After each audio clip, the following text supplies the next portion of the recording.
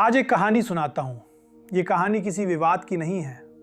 ये कहानी किसी नाराज़गी की भी नहीं है। ये कहानी उस पल की है जब आदमी को समझ आ जाता है कि अब रुकना आगे बढ़ने से ज़्यादा मुश्किल हो रहा है।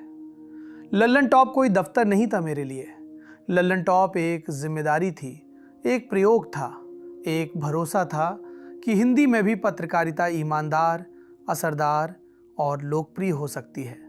जब हमने शुरू किया था तो हमारे पास न बड़ा बजट था, न बड़ा सेटअप, न कोई फार्मूला। बस एक जिद थी कि खबर ऐसे कहेंगे जैसे घर की बैठक में कही जाती है। धीरे धीरे लल्लन टॉप एक प्लेटफॉर्म नहीं रहा, वो एक आदत बन गया, दर्शकों की आदत और हमारी भी। लेकिन जिंदगी यही सिखाती है, हर रिश्ता हमेशा चलने के लिए नहीं होता। कुछ रिश्ते आपको तैयार करने के लिए होते हैं।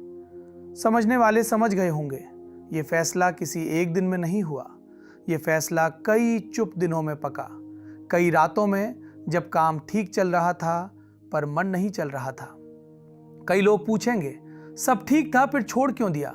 तो जवाब सीधा है, कभी कभी सब ठीक होना ही सबसे बड़ा सवाल बन जाता है। मैं ये नहीं कह रहा कि लल्लन टॉप गलत था। मैं ये भी नहीं कह रहा कि मैं सही था। मैं सिर्फ इतना कह रहा हूं कि अब मेरी यात्रा मुझे कहीं और ले जाना चाहती थी।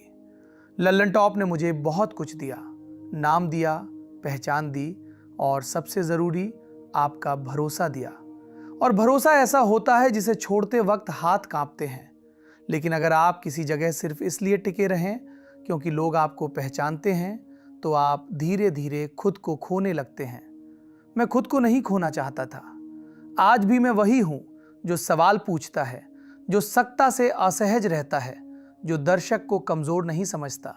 बस मंच बदलेगा, आवाज वही रहेगी, नीयत वही रहेगी। और अंत में बस इतना कहूंगा, लल्लन टॉप से निकलना पीछे जाना नहीं है, ये आगे बढ़ने का वही साहस है जो पत्रकारिता आपसे मांगती है। आप साथ थे, आप साथ हैं और उम्मीद है आप साथ रहेंगे। समझने वाले अब पूरी तरह समझ गए होंगे।